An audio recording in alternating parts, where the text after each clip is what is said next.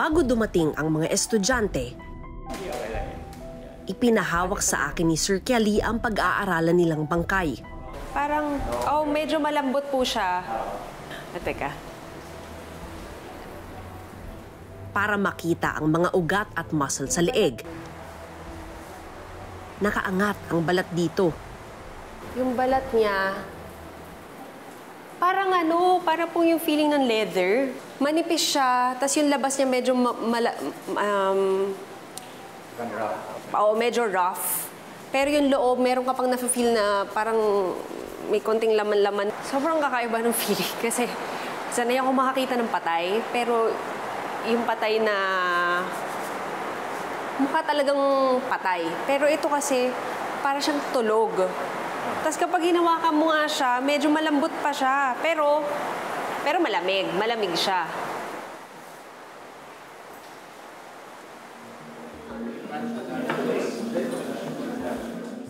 Nakatutulong din daw ang silent teachers para palawakin ang alam natin sa medisina.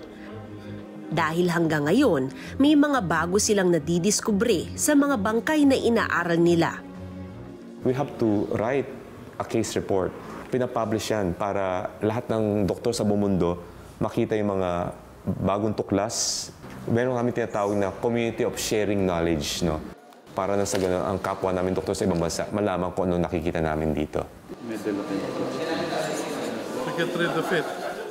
Isa raw sa mga naitulong ng silent teachers ang pagkakatuklas sa mga bago at mas masinsing surgical techniques sa iba't ibang bahagi ng katawan ng tao para mas maging ligtas ito sa mga pasyente. Ano pong ginagawa nila naman? Ganyan din. Pero hindi po yung parang specific. Samantala, si Dr. Fortun umaasang mas magiging bukas din ang mga Pilipino sa pag-aaral sa mga patay.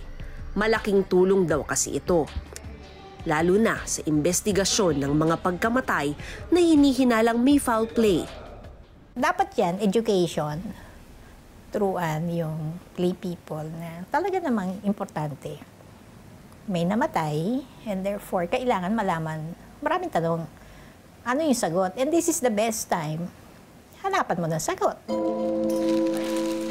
Ang maigting na pagnanais ng mga eksperto para maging katanggap-tanggap ang pagkakaroon ng silent teachers o mga bangkay, umabot na sa pagsasakripisyo maging ng kanilang mga sarili.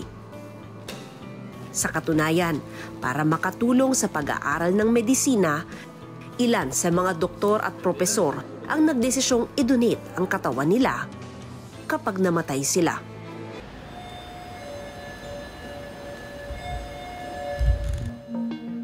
Wala pang konkretong batas tungkol sa body donation.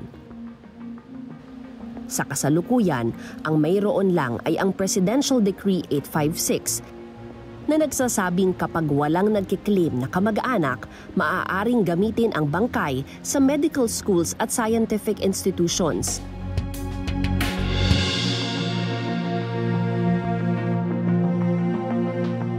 Patuloy ang debate sa usapin ng paggamit ng bangkay sa ngalan ng edukasyon at pagsulong ng kaalaman sa medisina.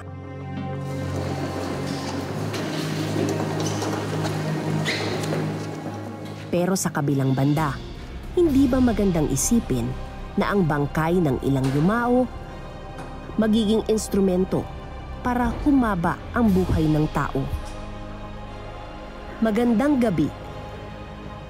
Ako po si Mav Gonzalez at ito ang Eyewitness.